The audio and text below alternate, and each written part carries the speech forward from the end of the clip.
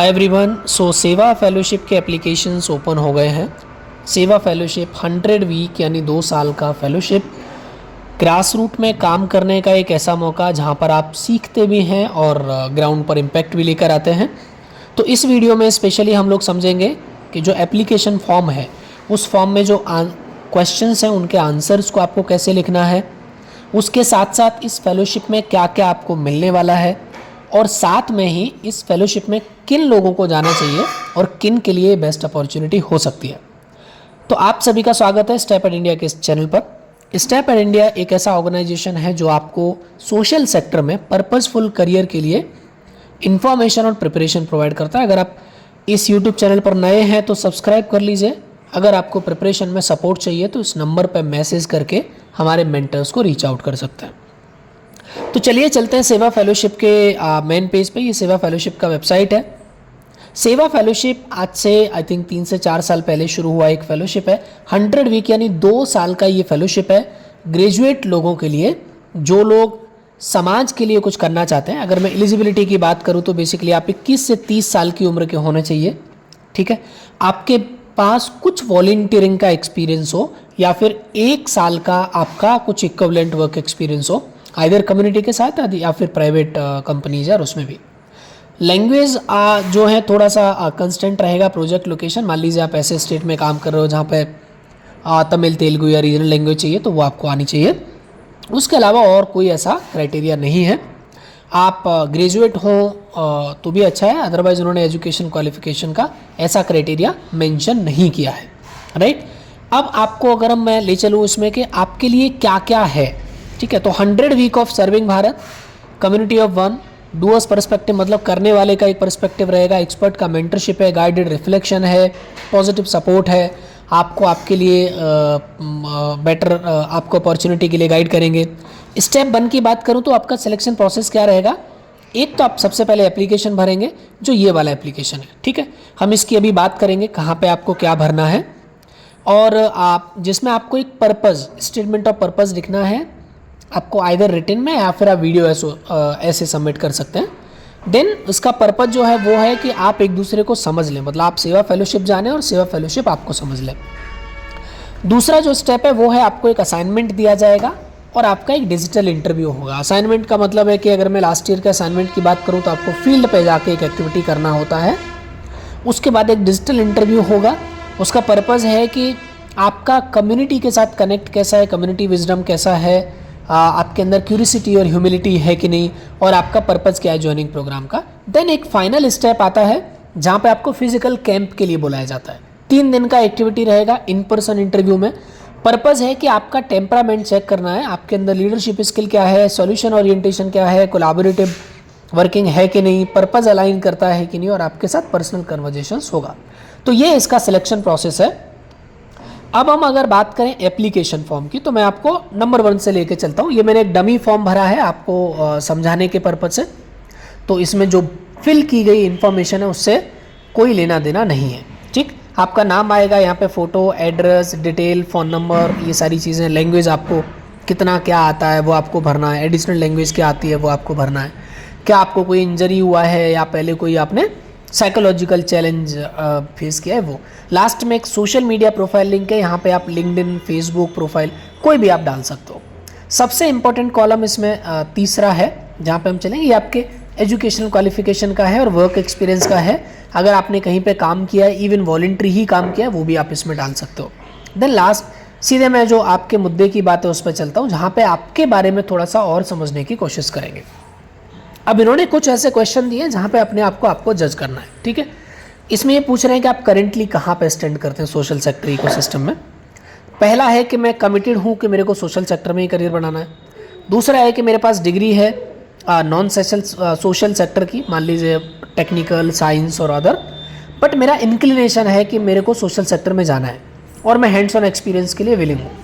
तीसरा है कि मेरे पास प्रोफेशनल डिग्री है सोशल सेक्टर में और मैं हैंड्स ऑन एक्सपीरियंस के लिए ईगर हूँ।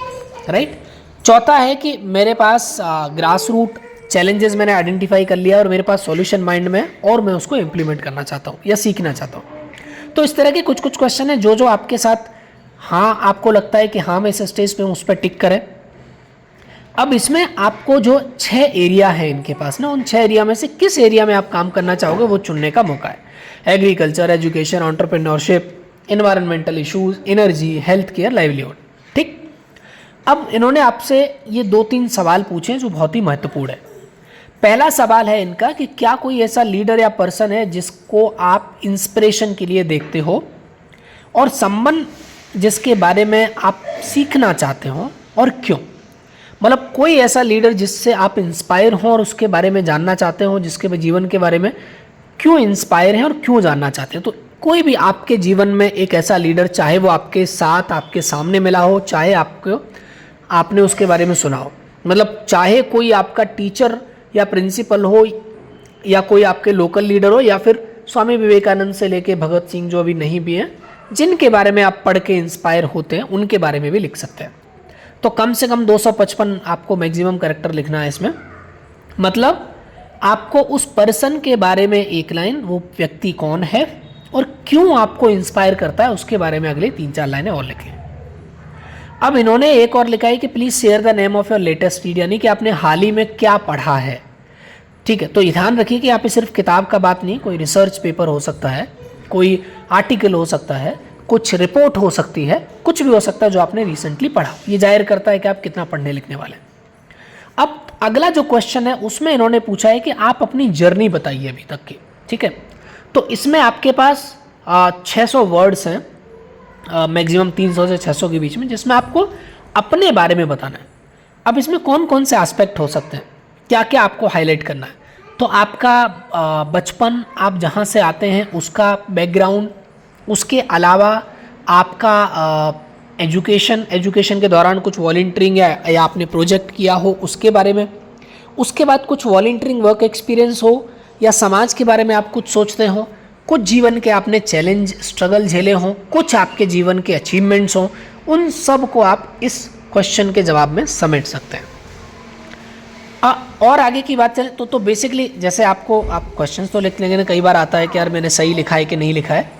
तो स्टेप इंडिया आपको डिफरेंट फेलोशिप्स और यंग प्रोफेशनल प्रोग्राम और सोशल सेक्टर में जाने के लिए मेंटरशिप प्रोवाइड करता है। तो इस नंबर से आप कनेक्ट कर सकते हैं। हम लोग आपके मेंटर के थ्रू आपकी जो आंसर्स हैं वो रिव्यू करके आपको एक इनपुट दे सकते हैं कि आपने उसके आंसर्स को कैसे लिखा है, मतलब सामने वाले को समझ में आ रहा है कि नहीं। देन एक और सवाल है जो महत्वपूर्ण है, जिसके ऊपर आपको जो एक तरीके से स्टेटमेंट ऑफ पर्पज़ है, एसओपी है, और आप इसको वीडियो के फॉर्म में भी दे सकते हैं और आप इसको रिटन फॉर्म में भी दे सकते हैं, आपके ऊपर है।